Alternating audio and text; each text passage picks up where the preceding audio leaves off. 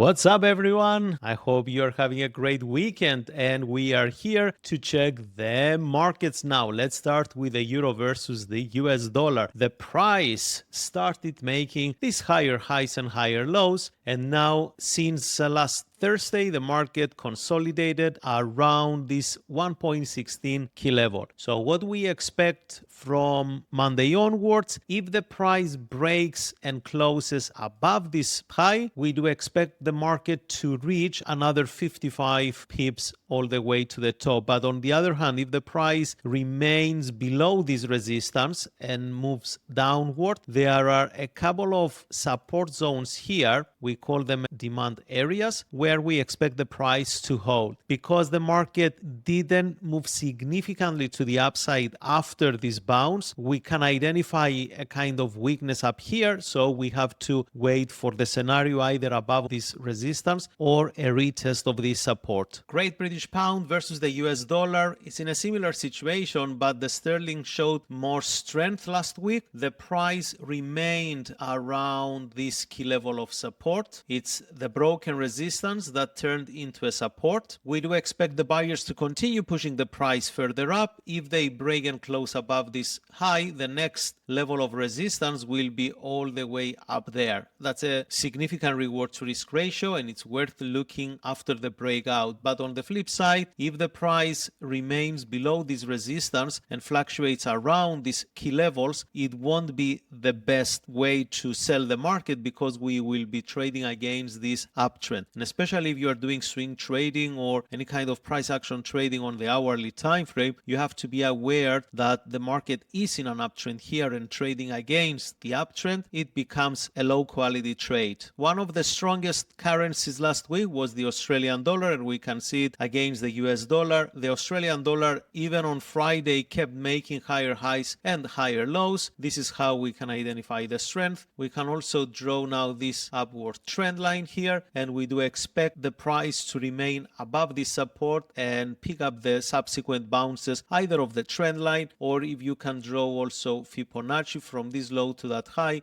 you can see that the 61.8 and 78.6 is around this level. If the price keeps going up, then the first key level of resistance will be up here. And on the other hand, if the price breaks below this low, mark this swing low down here as your level of support. The USD declined against the Japanese yen, and since last Wednesday, it remained within this consolidation area. So to have clarity next week, you have to wait for a break either above this resistance or below this support. And if the price breaks on the first scenario above this resistance, it will also penetrate this trend line I just draw, and that has more bullish implications. On the other hand, if the price breaks below this support, there is another significant support down here, which is this swing low. Considering the fact that it's only 44 pips between these two supports, only on the lower time frame like 1 minute and 5 minute chart, we can pick up some trades with good reward to risk ratio. Next is the chart of gold. The price tried to rally aggressively last Friday during the New York session, and it managed almost to reach the 4,245 US dollars. If we see the weekly chart, we can see that this pin bar's high becomes the key level of resistance, and in case the price closes above that one, then the next it's going to be the all-time high around $4,881. Back to the 4-hour chart. If the price drops, the key level of support, first one will be this swing low down here, and the next one will be the next swing low right there around $4,100. When you see the price declining, you can check on the lower time frames like 1 minute, 5 minutes, 15-minute chart to look for price action reversals if you want to scalp the market for a little bit of profit. Here we see the US oil chart, or WTI. The price is still trading within this downward channel, with the key level of support and the key level of resistance remain the same as the last week's analysis. As the market is consolidating here and it's in the middle of the channel, we don't want to pick up any trades. Ideally, we want to pick up trades at the bounce of support at this level or the rejection of the resistance up here. Platinum had an explosive move to the upside. This is the weekly chart. You can see where last Monday the market opened and where it closed. So it clearly closed above all these weeks, and the market now has more bullish than bearish implications. On the 4-hour chart, this is followed by a strong uptrend, and we do expect the buyers to remain intact. So if the price closes above this resistance, then the next key level of resistance will be the all-time high. So we can comfortably look to buy from this point until that point. In case the price rejects it and moves to the downside, this swing low among with this area here will become the key level of support. A further drop finds this one to be the relevant key level of. We gave that support also last week, and it's still valid. And the last one is the Kuber. Look at this fair value gap created last Friday, and the market was very weak to push further up. These weeks here indicate that the buyers are not very strong. The last candle ended as an inside candle, and that shows the market is about to retrace. And because we have this unmitigated fair value gap, we do expect the price to start from Monday onwards and fill up this area, at least to touch the middle, which also coincides with this broken resistance. So ideally, we want to pick up some buy positions from this level, $5.20. So